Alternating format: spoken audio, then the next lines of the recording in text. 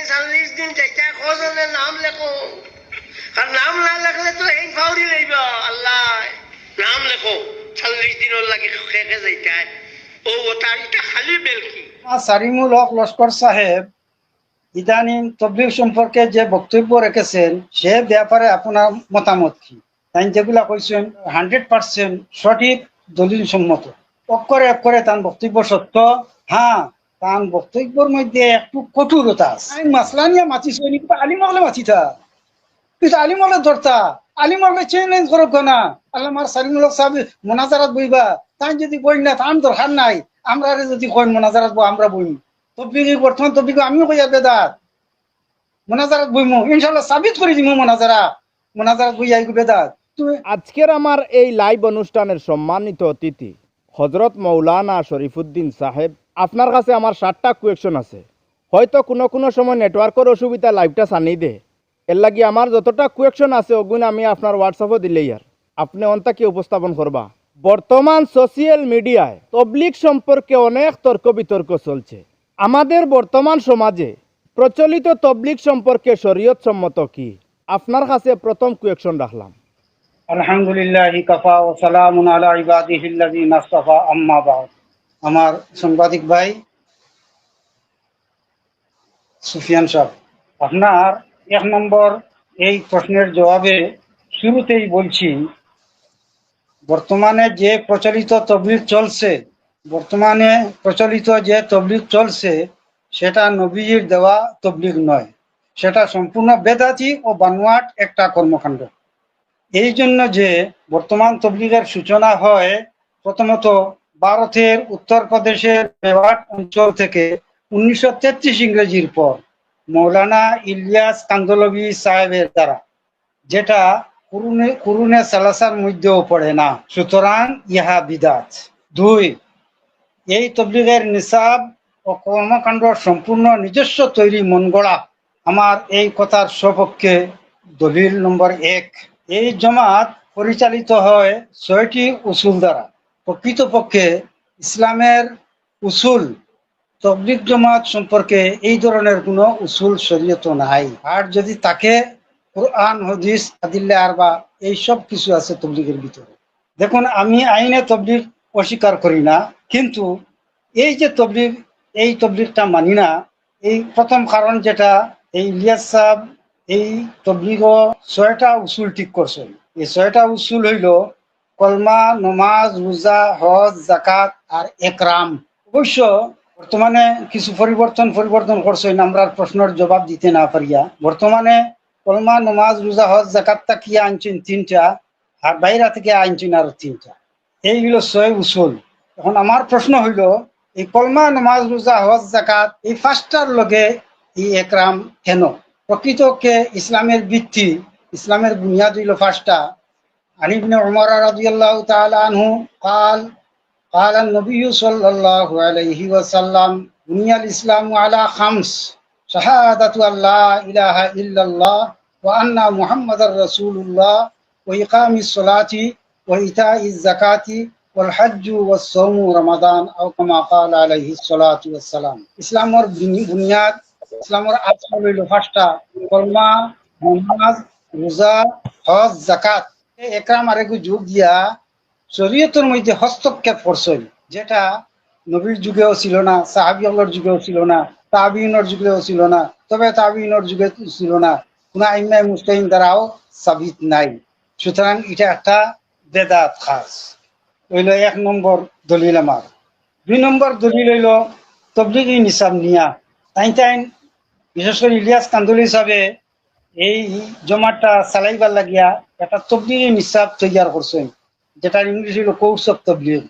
এই বইটার মধ্যে 6টা ছোট ছোট রেসালা আছে জাকারিয়া সাহেবের বই বা তার লেখা সম্পর্কে আমি কোনো মন্তব্য করিয়ান না। আমি পড়েছি, দেখছি, তাই কোরআন হাদিস থেকে হাদিস দলিল আনছেন।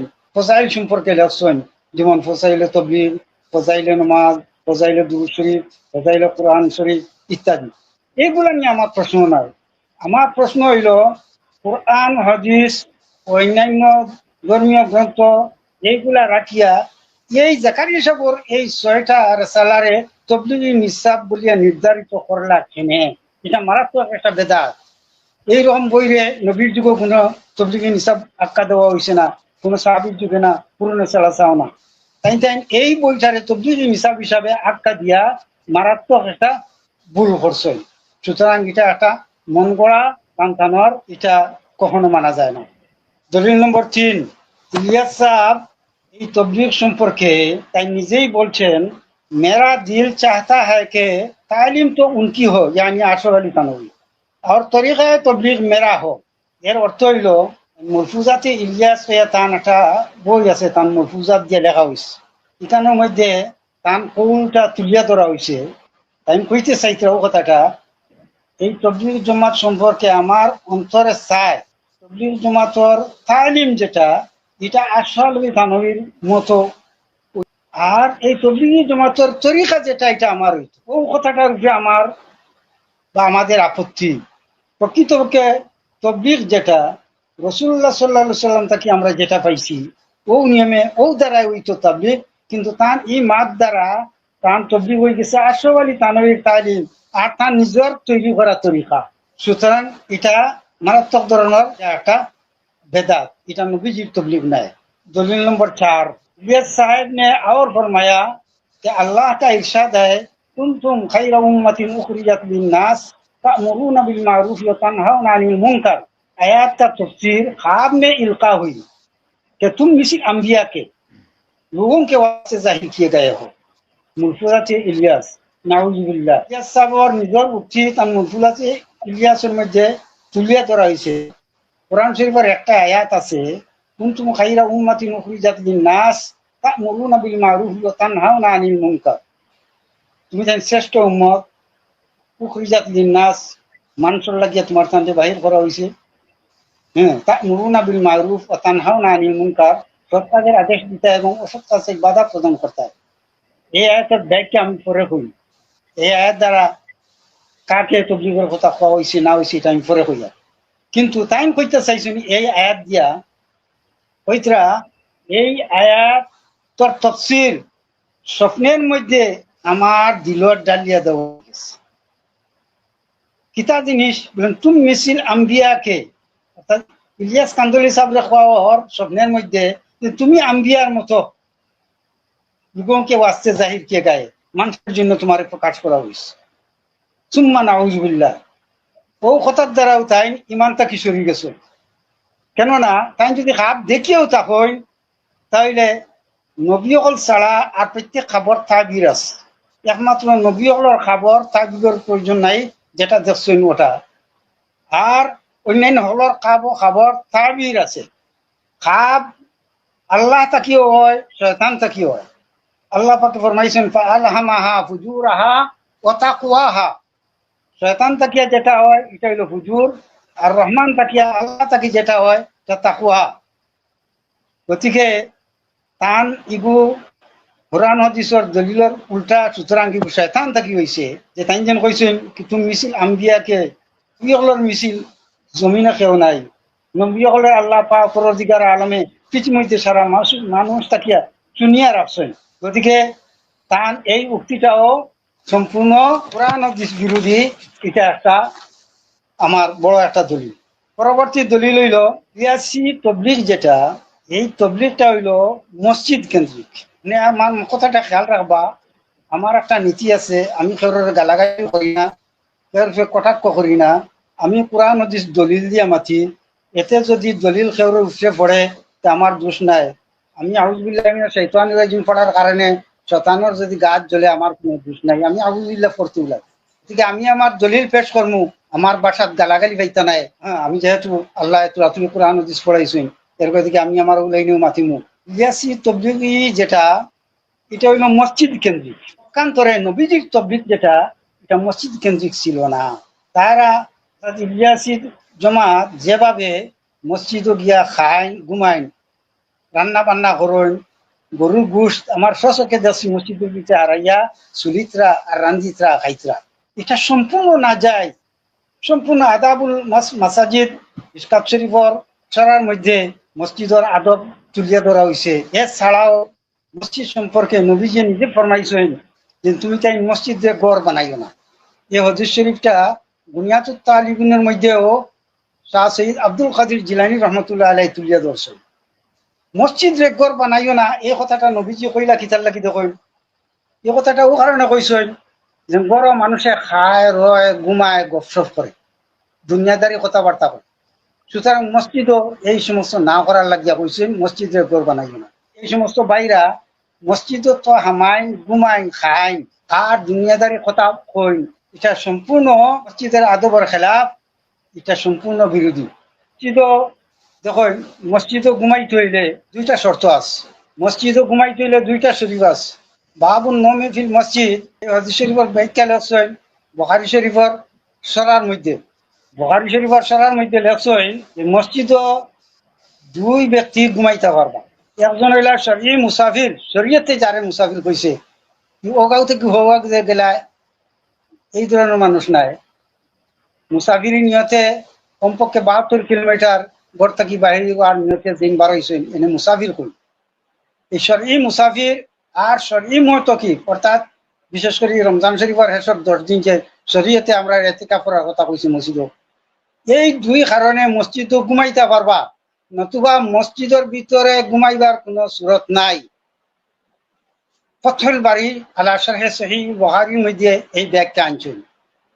মসজিদও ঘুমাইতে হইলে আর একটা শর্ত আনছেন যে কমপক্ষে 24 ঘন্টা দিনও রোজা থাকা লাগবে। গতিকে আমার এই ইলিয়াসি বাইরা ওগাঁও থেকে হগাঁও গিয়া মসজিদও ঘুমাই, রোজাও রাখেন না কমপক্ষে 24 ঘন্টা, এটা সম্পূর্ণ বেদাত।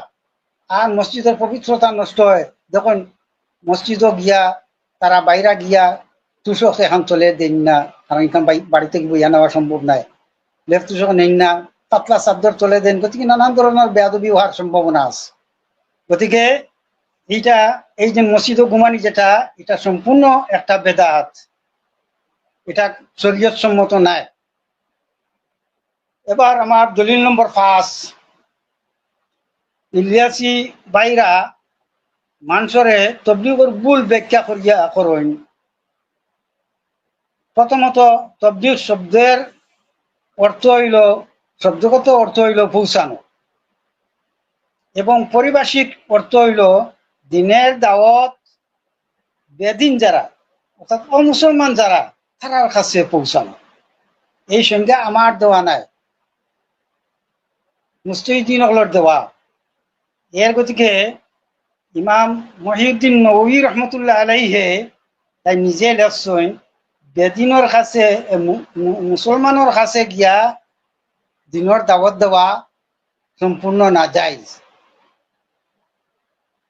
সুতরাং তাই তাই যে দিনের দাওয়াত লইয়া বারোই মুসলমানসকলের কাছে, এটা সম্পূর্ণ শরীয়ত বিরোধী। কারণ তবলিগ হইতে হইব দিনের বার্তা ও মুসলমানের কাছে পৌঁছাইয়া দেওয়া। এখন প্রশ্ন হইল তাহলে তাই তাই তবলিগ যেটা করেন এটা নাজাইজ নি? এটার জবাব আমি সামনে দিয়ার এখন সংক্ষেপে কই। আইনে তবলিগ আমি আগেও কইছি, এখনো আমরা কই, আর আইনে তবলিগ আমরা অস্বীকার করি না। তবে সেই তবলিগ হইতে হইব রাসূল করিম সাল্লাল্লাহু আলাইহি সাল্লাম এবং সাহাবায়ে কেরাম হলে যে তবলিগ যেভাবে করছেন সেইভাবে। নতুন নিসাব তৈরি করা, নতুন উসুল বানানি, মসজিদ ও কোরআন হাদিস বিরোধী থাকা, দিনদারগুলোর কাছে গিয়ে দিনের দাওয়াত দেওয়া, এটা শরীয়তের ভিতরে পড়ে না।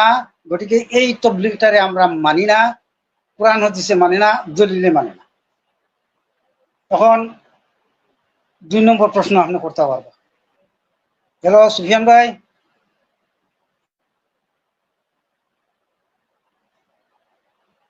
যদি যোগাযোগ করছে প্রশ্ন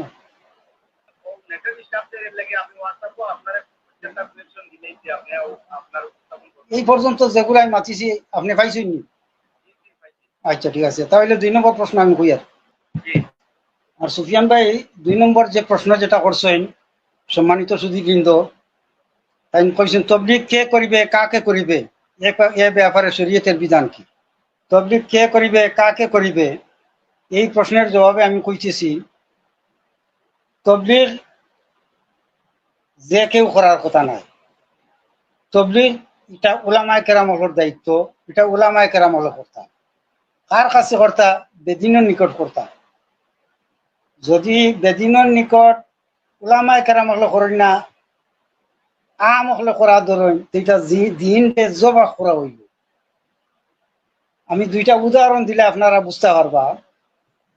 একটা উদাহরণ মনে করো, একজন ইঞ্জিনিয়ারের কাজ হইল বিল্ডিংয়ের নকশা দেওয়া, আর ও বিল্ডিংয়ের নকশা দেওয়া অনুযায়ী বিল্ডিং বানানি।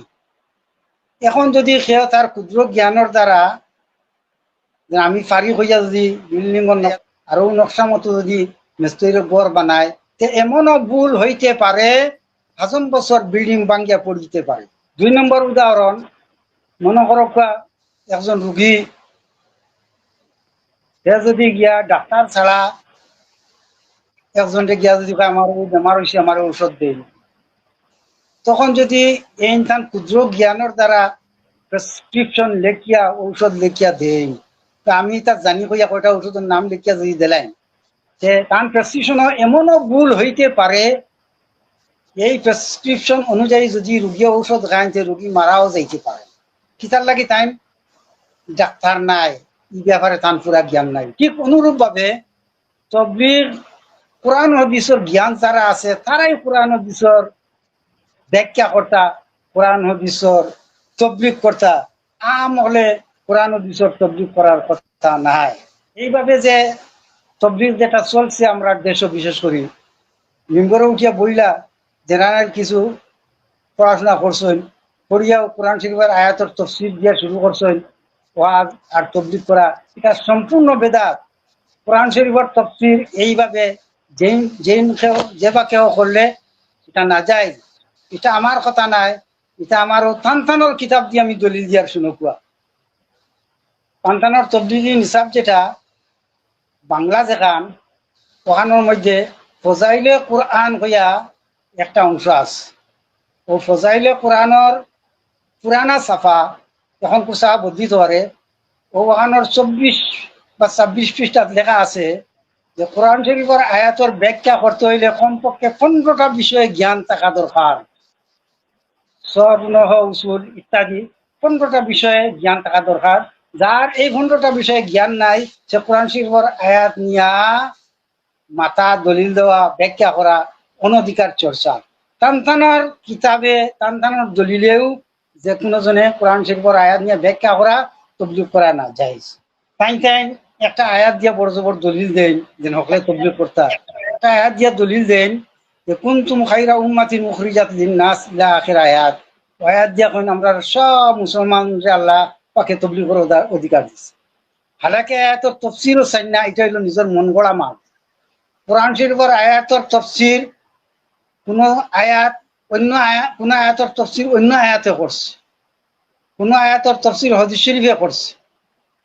এই আয়াতের তফসির কোরআন শরীফ অন্য আয়াতে পরিষ্কার করিয়া দিয়েছে। যেমন কোরআন শরীফের আরেকটা আয়াত, ওয়ালতাকুম মিনকুম উম্মাতুন ইয়াদউনা ইলাল খাইর তা'মুরুনা বিল মা'রুফ ওয়া তানহাউনা আনিল মুনকার। এই আয়াত দ্বারা ওয়ালতাকুম মিনকুম উম্মাতুন কোয়া হইছে, তোমাদের মধ্য হইতে একজন, মিনে তবঈজিয়া, সারা উম্মত নাই, উম্মতের মধ্য হইতে একগুলো মানুষ যারা সৎ পথের আদেশ দিত, অসৎ পথটাকে বাধা দিত। ও আয়াত দ্বারাও একগুলো মানুষের আলগাই দেওয়া হয়ে গেছে। সুতরাং ও আয়াতের তফসিরের মধ্যে, বিভিন্ন তফসিরের মধ্যে আনছেন, তফসিরাতে আহমদিয়ার মধ্যেও আনছেন যে এই তবলিগের দায়িত্ব হইল উলামায়ে কেরাম, যারা দিন সম্পর্কে যারা জ্ঞান আছে তারা, সবাই নাই। তাহলে কইতা পারেন, তাহলে কিন্তু আমরা একে অন্যরে সৎ কাজের আদেশ দিতাম নানি, অসৎ কাজ থেকে বাধা দিতাম নানি? না, ইটা পারবা, ইটা আর এক জিনিস। দিনের তবলিগ করা উলামায়ে কেরামের দায়িত্বে। আর আপনার সামনে একজনে যদি অন্যায় কাজ করে, আপনি বাধা দিতাই। দুইজনে মাইল লাগে, আপনি বান্ধিয়া দিতাই। একজনে সত্য কথা বলছে, মিথ্যা কথা বলছেন, তারা কইতাই ভাই মিথ্যা কথাই কইও না। শরীয়তের অন্যায় কাজ আপনার সামনে একজন মানুষে করছে, আপনি প্রতিবাদ করতে হয়। ইকো সম্পর্কে রাসূলুল্লাহ সাল্লাল্লাহু আলাইহি ওয়াসাল্লাম ফরমাইছেন, মাররা আল মুনকারা ফালইয়ুগাইয়িরহু বিয়াদিহি ফাইন লাম ইয়াস্তাতি বিলিসানিহি ফাইন লাম ইয়াস্তাতি বিকলবিহি ওয়া যালিকা আযআফুল ঈমান, আও কামা ক্বালা আলাইহি সাল্লাতু ওয়াসসালাম। হুজুর ফরমাইন আপনার স্বামী শরীর তো অন্যায় কোনো কাজ যদি করে, হ্যাঁ, তাইলে আপনার হাত দিয়ে এটারে প্রতিহত করতে হয়। ফাইনলাম ইয়াস্তাতি ভাবি লিসানি, যদি হিকু বলো তাকে হাত দিয়ে প্রতিহত করতে পারো না, তো জবান দিয়ে প্রতিহত করতে হয়। ফাইনলাম ইয়াস্তাতি ভাবি কালবিহি, জবান দিয়ে প্রতিহত করার যদি হিম্মত থাকে না, তাহলে আপনি দিল দিয়ে ঘৃণা করতে হয়। এটা ইমানের নিম্ন স্তর। এগুলো আম দায়িত্ব, এর অর্থ না আপনি কোরআন শরীফের ব্যাখ্যা করতে হয়, তবলিগের দায়িত্ব লইয়া পারে দিতে হয়। আমার মাত বুঝো আর ইনশাল্লাহ ওই লোকিয়া জি জি বুঝার। আমার এই প্রশ্নের জবাব। আরেকটা প্রশ্ন 3 নম্বর কোয়েশ্চন এটা আপনি পাইছেন নি? ও সাই আর আপনার 3 নম্বর কোয়েশন, জি হ্যাঁ পাইছি পাইছি। 3 নম্বর আপনি কোয়েশন হইল, 3 নম্বর কোয়েশন হইল ইস্তেমা কি, তার বৈধতা কতটুকু? এই যে ইস্তেমা যিগু করেন টাইম টাইম যে নিয়মে যে দ্বারা, এটা সম্পূর্ণ একটা বেদাত। এই ধরনের তবলিগের ইস্তেমা নবীজির যুগেও ছিল না, পুরনো সাহাবায় ছিল না, আইমা মুস্তাহিদিন দ্বারা সাবিত নাই। যদি কেউ সাবিত করিয়া তখন তাই মানিয়া নিমু। এখন পর্যন্ত আমার কাছে এটা সম্পূর্ণ একটা বেদাত। 4 নম্বর প্রশ্ন হইল বর্তমান তবলিগের আমির মৌলানা সাদ সম্পর্কে আপনার মতামত কি?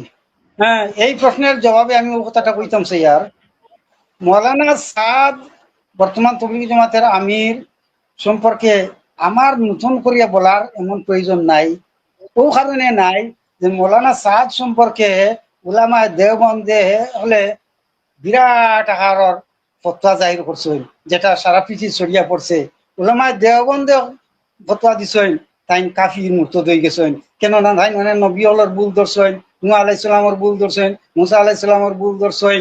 তাই কইছেন নবী আমরা নবী মুহাম্মদ সাল্লাল্লাহু আলাইহি সাল্লামের ভুল ধরছেন।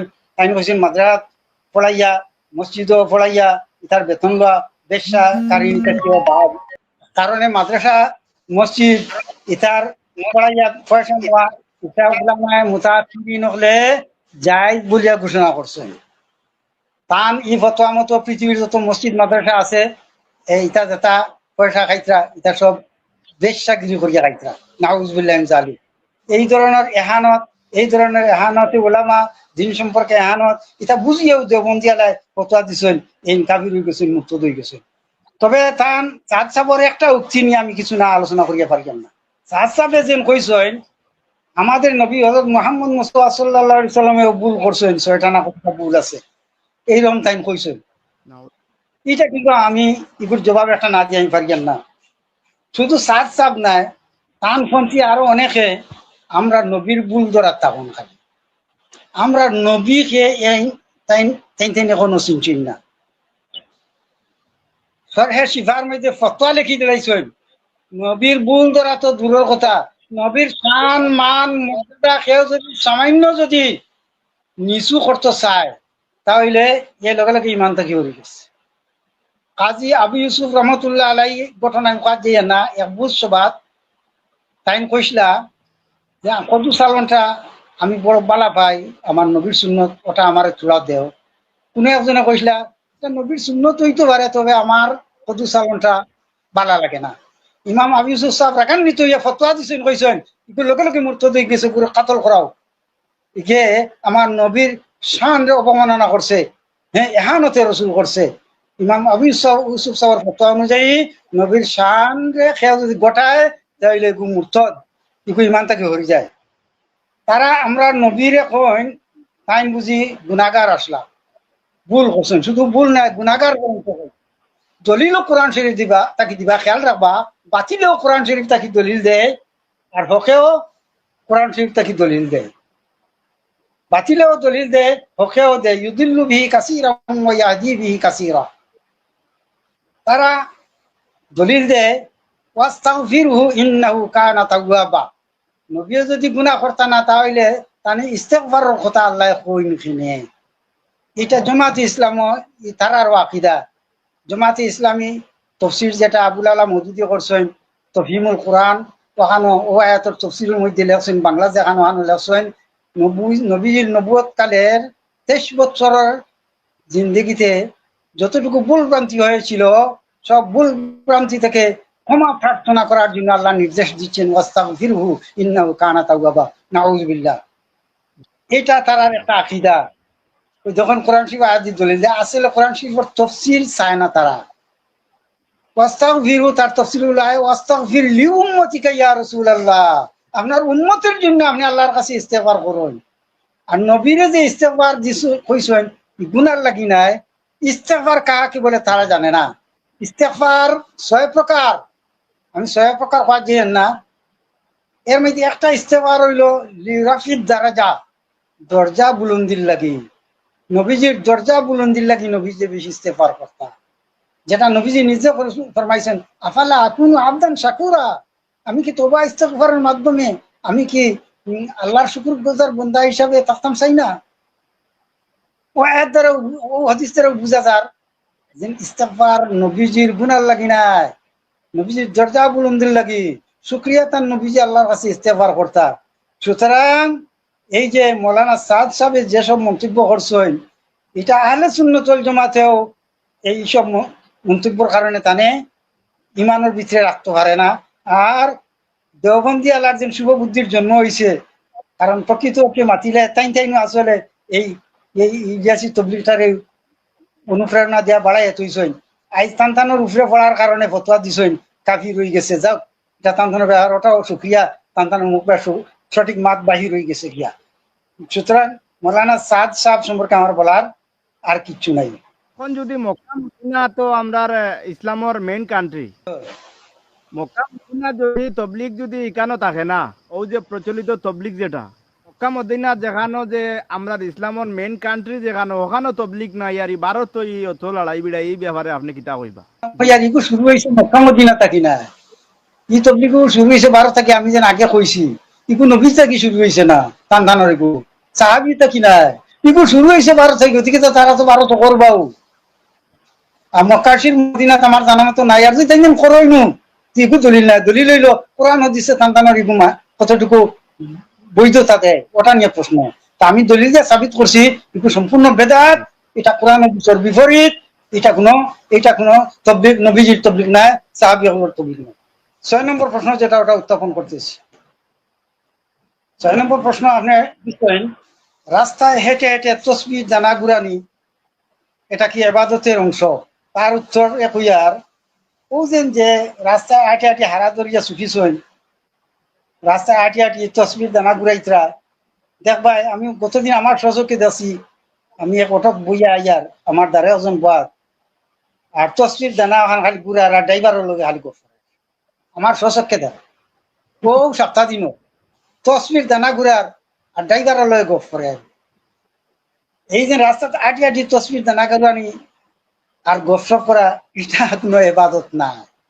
এটা নিঃসন্দেহে এটা লোক দেখানো এবাদত, এটার মধ্যে রিয়া নিহিত আছে। এটা সম্পর্কে আল্লাহ পাকে ফরমাইছেন ফাওয়াইলুল লিল মুসাল্লিন আল্লাযিনা হুম আন সালাতিহিম সাহুন আল্লাযিনা হুম ইউরাউনা ওয়া ইয়ামনাউনাল মাউন। মানুষে নামাজি কইতা এই হিসাবে যারা নামাজ পড়িব বা ভালো গোসাইয়া উঠা ধরাইব নামাজি বলিয়া মানুষে চিন্তাইতা নামাজি কইতা, বা লোক দেখানো নামাজ, লোক দেখানো এবাদত, যত ধরনের এবাদত আছে লোক দেখানো, ওগুলোর কথা কোয়া হয়েছে আল্লাযিনা হুম ইউরাউনা। এরা লাগি ওয়াইল, এরা লাগি বরবাদি, এরা লাগি ধ্বংস, কোরআন শরীফে কই দেয়। আর লোক দেখানোর তসবির কি প্রয়োজন আছে, এই দানা কোরআন কি প্রয়োজন আছে? আল্লাহ আল্লাহ করতায় কল্প জারি করো না, তো সৌব কইছেন সহে লতিফা জারি করার কথা। মুখ দিয়া পড়ো না সুবহানাল্লাহ আলহামদুলিল্লাহ, অগণিত ভাবে পড়ো না। হ্যাঁ, পীর মুর্শিদ হলে কিছু তসবি বাতাই দেন, নমাজের পরে অতবার তসবি পড়ো বা রোজ অতবার পড়ো, অগুন গুনিলেইও। সবসময় আটিতে বইতে তো গোনার প্রয়োজন নাই, এগু অগণিত থাকতো, তুমি গনিয়া কি আল্লাহ জিকির করবা? এগু সম্পূর্ণ বেদাত। ইরা সাহাবি হলে আটিয়া তসবি গনি গনি তসবির দানা ঘুরে ঘুরে আল্লাহ আল্লাহ করছেন করিয়া আজ পর্যন্ত কোরআন হাদিস আমার নজরে পড়ছে না। কেউ যদি পাইয়া তখন আমার দিবা জানাইবা। গতিকে এটা সম্পূর্ণ একটা বেদাত, এটা হইল লোক দেখানো। 7 নম্বর প্রশ্ন সামনে দিছেন যে আল্লামা সারিমুল হক লস্কর সাহেব ইদানিং তবলিগ সম্পর্কে যে বক্তব্য রেখেছেন সে ব্যাপারে আপনার মতামত কি? আপনি তো আসলে আই গেছেন আসল জায়গা, বর্তমানে যেটা নিয়ে জলগুলা চলে আমি দেখি আর অনেক দিন থাকি, আমি এটা জড়িত হইতাম চাইছিলাম না। আল্লাহ আমার সারিমুল সাহেব আমার মায়ার উস্তাদ, সম্মানিত আলিম, আমার উস্তাদ মহতরম, আমার কাছে এটা ভালো লাগেন না। আর এই যে ইদানিং যেটা চলছে এটা সম্পূর্ণ বাড়াবাড়ি। আল্লামা সারিমুল হক সাহেবের বক্তব্য আমি শুনছি, তাই যেগুলা কইছেন 100% সঠিক, দলিল সম্মত, অক্ষরে অক্ষরে তার বক্তব্য সত্য।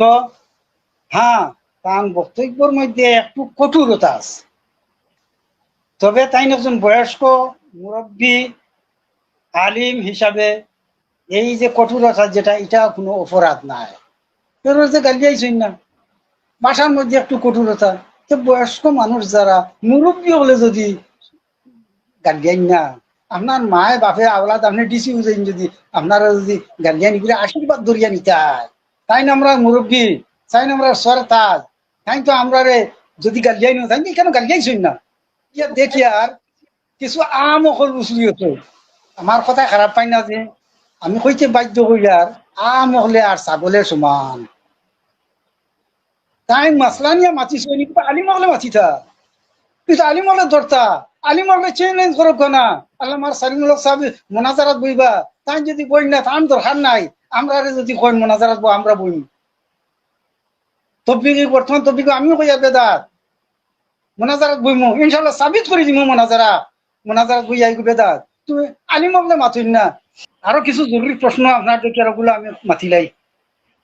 কোয়েশ্চন দিতা সিন বাইত্রানি ওই সিন ভাইয়া একটা প্রশ্ন আপনি করছেন, এটা এতেরাব করছেন আপনি যে হুজুরে ফরমাইছেন বাল্লিগু আনি ওয়ালাউ আয়া, এই হাদিসটি ব্যাখ্যা কি একটু বলবেন?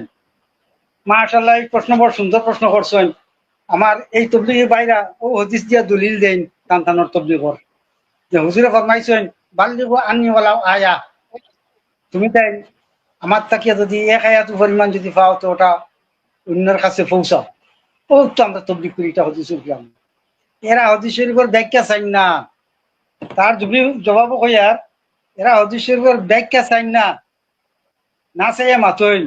পয়লা নম্বর, এই যে হাদিস শরীফ যেটা, এটা হুজুরে সাহাবায়ে কেরাম হলরে কইছো বাল্লিগু আন্নি ওয়ালাউ আয়া। আর সাহাবায়ে কেরাম হল প্রত্যেকজন আসলে মুবল্লিগ, তারা মনে হয় জানা নাই। তারা যেন প্রত্যেকজন মুবল্লিগ, তার দলিল কিতা? তার দলিল হইল সাহাবী সম্পর্কে আল্লাহ রাসূল ফরমাইছেন আল্লাহ আল্লাহ আসহাবি কান্নুজুম বিআইহিম ইক্তাদাইতুম ইহতাদাইতুম। আল্লাহ আল্লাহ আমার প্রত্যেকজন সাহাবী এক একটা তারকা সদৃশ, তুমি যে কোনো একজনের অনুসরণ যদি করো হেদায়াত ইয়াফতা হইস। ও হাদিস শরীফ দ্বারা প্রত্যেকজন সাহাবীর মুবল্লিগ বলিয়া হুজুরে সার্টিফাই করে লিছেন। সারা উম্মত মুবল্লিগ নাই। আমি আগে দলিল দিছি তবলিগের দায়িত্ব আলিম হলর, এটা হইলে একটা দলিল, একটা জবাব। 2 নম্বর আর একটা জবাব হইল, আমি আগে কইছি একটা আয়াত দিছি বলতা কুমিনকুম কুনতুম খায়রা উম্মাতিন উখরিজাত লিন-নাস। কোরআন শরীফের এই আয়াতে তাই কইছেন সবাই রে তবলিগের অধিকার দেওয়া হয়েছে, কইছে ও আমি অন্য আয়াত দিয়া দিলাইছি। তবুও কইয়ার কোরআন শরীফে আর হাদিস শরীফে যদি তাআরুজ ধরে, ইশারাতুন নস দ্বারা যদি তবলিগ ধরিয়ে নেওয়া যায় সারায়, আর হাদিস শরীফে না ইশারাতুন নস দ্বারা তো তবলিগ আলিম হকলের দায়িত্বে দেওয়া হয়ে গেছে, যেহেতু ওয়ালতাকুম মিনকুম উম্মাতুন ইয়াদউনা ইলাল খাইরি তাফসীর আই গেছে। হাদিস শরীফে যদি দেখা যায় সবরে দায়িত্ব দেওয়া হয়, উসুলের একটা কায়দা হইল যা তার যা যদি হাদিস শরীফ আর কোরআন শরীফের মধ্যে তাআরুজ ধরে, সংঘর্ষ লাগে, তাহলে হাদিস শরীফ ছাড়িয়া কোরআন শরীফের আয়াতুল উপরে আমল করতাম। যেহেতু কোরআন শরীফে কই দিছে ওয়ালতাকুম মিনকুম উম্মাতুন ইয়াদউনা ইলাল খাইর, উলাম ইশারাতুন নস দ্বারা বা তাফসীর দ্বারা সাবিত হয়ে গেছে উলামায়ে কেরাম হল তবলিগের দায়িত্বে, এরা এই দিনের তবলিগ করতাম। সুতরাং এই হাদিস দিয়া যেন আম জয়েদ আমর বকর সারায় তবলিগ করতা, কেন দলিল নাই। দিল হিমা বা এতেরাজ আপনার আরো একটা দিকের আছে, দুই নম্বর এতেরাজ হইল তবলিগীরা তো মানুষকে ভালো আমল শিখায়, তারা মন্দ কিছু করে না, তাহলে আপনারা তাদেরকে সমর্থন করেন না কেন? সুন্দর প্রশ্ন। করেন না কেন? তারা তো তারা তো দরিয়া মাছ শিখাইব, সুরা শিখাইব, কথা করবো না নি? এরকম পালা কাজ খ্রিস্টানেও করে, নাসারাও করে, ইহুদেও করে, বহুত হিন্দু মানুষেও করে। মূল হইল আকিদা। তার জবাবে আমি ওটা হইয়ার শরীয়তর এবাদত বন্দেগী যত কিছু হইব তা শরীয়তর ভিতর তাকি হইতে হইব, আদিল্লার তাকিয়ে হইতে হইব। শরীয়তে যদি এটার গ্রহণ করে তা আপনার এটা এবাদত, আর শরীয়তে যদি আপনার এটা গ্রহণ করে না, আপনার পালা খাজটাও এবাদত নাই। খেয়াল রাখা ঘুমানি মসজিদ শরীয়ত তুইয়া আপনি যদি ঘুমাও তা শরীয়তের ভিতরে নাই, সুতরাং আপনি মসজিদে হামাইয়াও আপনার এটা এবাদত না। মাঠটা খেয়ালও আননি তো তৈরি হইব শরীয়তের ভিতরে থাকিয়া আপনার এবারত হইতে হইব, এবাদত হইতে হইব। তফসিরে কই দেন যে তবলিগ কর্তা ওলামায়ে কেরাম হলে আপনি শরীয়তের কথা তুই মন করা তবলিগ করা লাগি গেছে, আপনার এটা এবাদত নাই। এবাদত হইতে হইব রিয়া থাকি মুক্ত রাখিয়া। আপনি পথে গাড়ি আটতে বইতে আপনি শুরু করে দিছ আল্লাহ আল্লাহর জিকির, গাড়িতে বইয়া আপনি জুড়ে জুড়ে আছেন, হিন্দু মানুষ আছেন, অন্যান্য ধর্ম মানুষ আছেন, তারার অসুবিধা হওয়ার, এইটা এবাদত নাই। কারণ শরীয়তের ভিতরে থাকিয়া এবাদত করতে হইব। খেয়াল রাখবা। এতেরাজ নম্বর 3, ইম্পর্টেন্ট আর একটা এতেরাজ করছেন আপনি যে হযরত আলী রাদিয়াল্লাহু তাআলা আনহু তো মসজিদে ঘুমাইয়াছেন, সুতরাং মসজিদে ঘুমানো জায়েজ নাকি? মসজিদে ঘুমানো তো আলী ঘুমাইছেন, সাহাবী থেকে দলিল দিচ্ছা। আফসোসের ব্যাপার এরা যারা মাতে, এরা হদিস সম্পর্কে, হদিসের তফসির সম্পর্কে ন্যূনতম কোনো জ্ঞান এরার কাছে নাই। বাবা এটা শুনি তো, আমার ন্যূনতম জ্ঞান নাই এরার কাছে হদিস সম্পর্কে। ও হদিসটা লক্ষ্য করুকা। হযরত আলী রাদিয়াল্লাহু তাআলা আনহু ফলা নম্বর মসজিদে গিয়া ঘুমাইছেন একটা সববের রূপে, একটা কারণের রূপে। হযরত ফাতিমা রাদিয়াল্লাহু তাআলা আনহার লগে স্বামী স্ত্রী মাঝে মাঝে কিছু বেড়াচেরা হয়, তো সামান্য কোনো কারণে হয়তো একটু ঝগড়া হয়েছে। রাত করিয়া তো আর যাইবার জায়গা নাই মসজিদের নবী ছাড়া, গেছেন গিয়া মসজিদও গিয়া হয়তো একটু ফুটিছিল, হয়তো চোখ লাগি গেছে।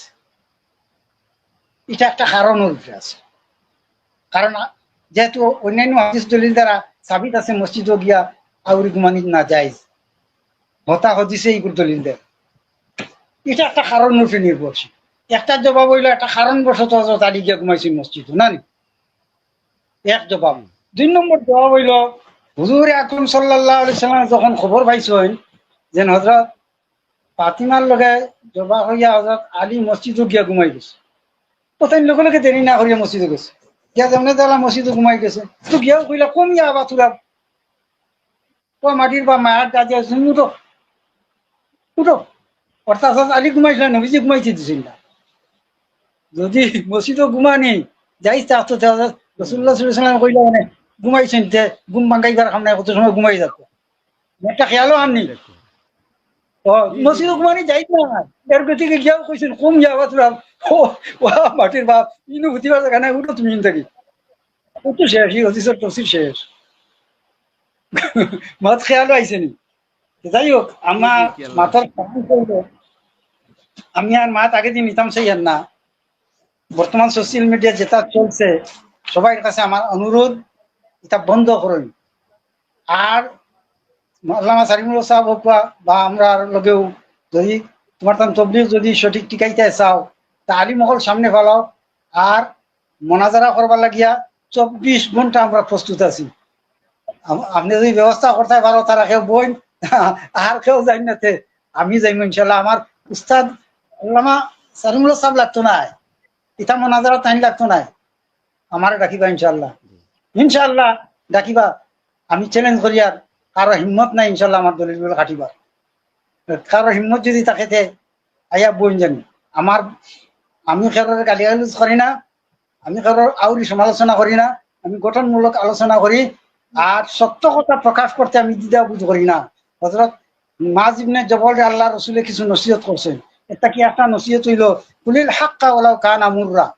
হে মুআয ইবনে জবল, সদা সত্য কথা কইতে থাকিও, যতই কঠোর হোক না কেন তুমি সত্য কথা কইতে থাকিও। সুতরাং সত্য কথা কইতে আমি দ্বিধাবোধ করি না। আর যেটা আম হলে নাচানাচি কথা তোমার তান কইয়ার বা পুরানো যে দলিলের ব্যাপার, তুমি তাই নাচো কেন, এর অর্থ হইলো তোমার তান আনি বলে হিম্মত করতে পারতা না, দেখছো তোমার তান উঠে পড়ে গেছে, আর তো সারা নাচানাচি শুরু করছো। নাচানাচি করলে মনে করছো নি আমরা দমি যাইমু, আর আল্লাহ আমার সারিমুল সব দমি যাইবা, এটা কল্পনা করিও না। যত নাচিবা এত বাদ মাতিবা, মানুষে তোমার তান্ডে খালি খারাপ পাইতা, তা কমেন্ট তো বার করে চাইও মানুষে কিতা কই। আমি এই ব্যাপারে আর কইতাম সারিয়ান না। ওয়া মা আলাইনা ইল্লাল বালাগ।